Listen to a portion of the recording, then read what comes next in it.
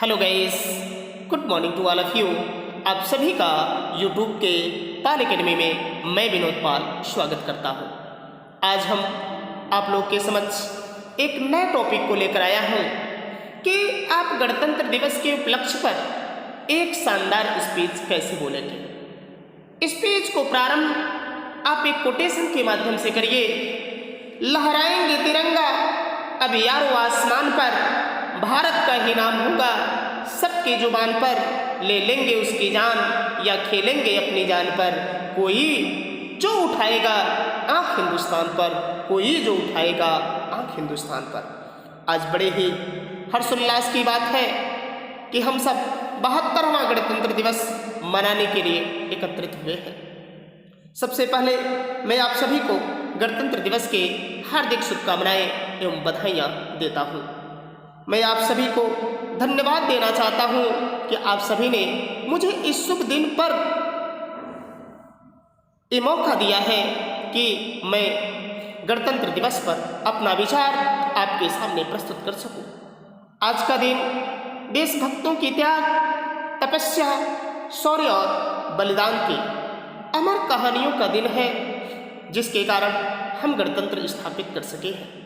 हम हमेशा इस गणतंत्रता को बनाए रखेंगे और साथ ही साथ यह शपथ लेते हैं कि ये बात हवाओं को बताए रखना, ये बात हवाओं को बताए रखना, रोशनी होगी चिरागों को जलाए रखना।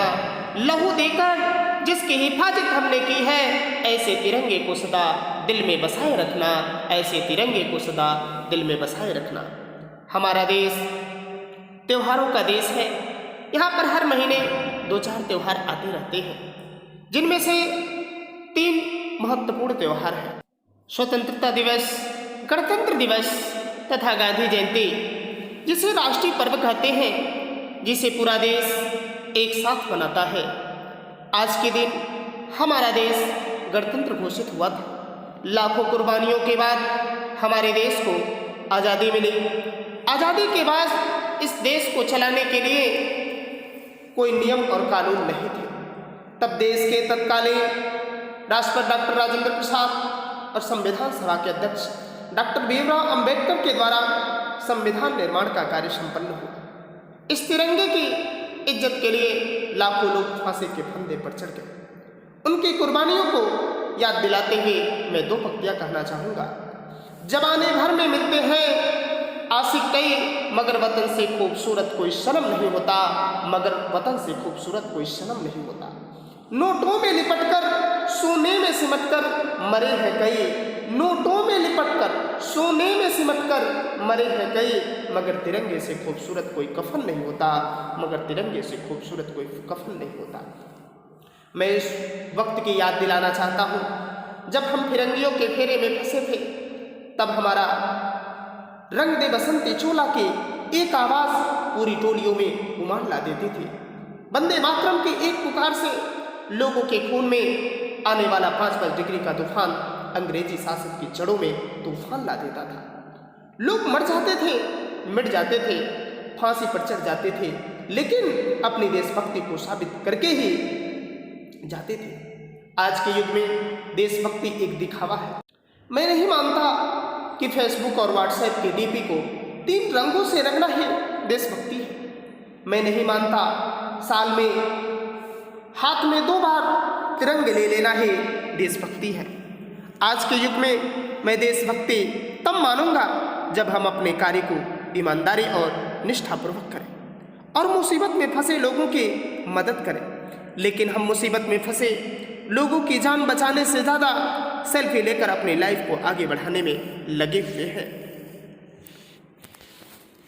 मैं मरूं तो बस इतना पहचान लिख देना, मेरे खून से मेरे सीने पर मेरा जन्म स्थान लिख देना। अगर कोई पूछे स्वर्ग का रास्ता तो एक कागज़ के टुकड़े पर हिंदुस्तान लिख देना, एक कागज़ के टुकड़े पर हिंदुस्तान लिख देना। वो पाकिस्तान वाले हम भारतवासियों को धमकी देते हैं, हम भारतवासियों से टकराने की बात सोचते हैं। ये पाकिस्तान, कश्मीर को अपना हिस्सा मत समझना, नहीं तो तू खुद मौत का हिस्सा बन जाएगा। ए पाकिस्तान, मैं तुम्हें चुनौती देता हूँ कि दूध में थोड़ी शक्कर क्या गिर गई, तुम पाकिस्तानी खीर समझ बैठे। चंद कुत्तों ने पाकिस्तान जिंदाबाद क्या कह दिया, तुम कश्मीर को अपने बाप की जागीर समझ बैठे। अगर हमारे देश में कई वीरों ने जन्म लिया तो कई वीर माताओं ने भी जन्म लिया है। घर में 2 रोटियां खाने को नहीं है, ऐसे कठिन हालत पैदा होते हुए भी एक माँ अपने बेटे सड़क पर दुश्मनों की धज्जे उड़ाने के लिए भेज देती है, और जब उसका बेटा वापस लौट कर नहीं आता तो वह माँ बाहर से आग और अंदर से गर्व महसूस करती है। मैं उस शहीद पुत्र के लिए 2 पंक्तियां कहना चाहता हूँ। तुम शहीद हो गए, न जाने तेरी माँ कैसे सोई होगी। एक बात तो तय है मेरे वीर माँ के लाल, तुझे लगने वाली गोलियां भी 100 बार रोई होंगी, तुझे लगने वाली गोलियां भी 100 बार रोई होंगी।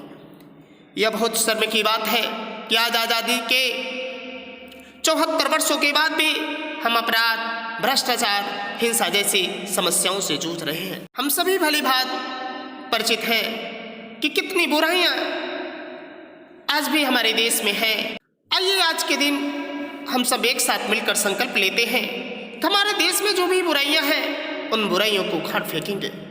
जिस प्रकार स्वतंत्रता सेनानियों ने अंग्रेजी शासक की जड़ों को उखाड़ कर फेंका था, हमें फिर से भारत को महात्मा गांधी, भगत सिंह, चंद्रशेखर आजाद, जवाहरलाल नेहरू, इन स्वतंत्र सेनानियों के सपनों का भारत बनाना होगा। मैं भारत का अमिट सम्मान करता हूँ, यहाँ की चांदनी मिट्टी का गुणगान करता हूँ। मुझे चिंता नहीं स्वर्ग जाकर मोक्ष पाने की, तिरंगा हो कफन मेरा बस यही अरमान करता हूँ, तिरंगा हो कफन मेरा बस यही अरमान करता हूँ। जय हिंद, जय भारत।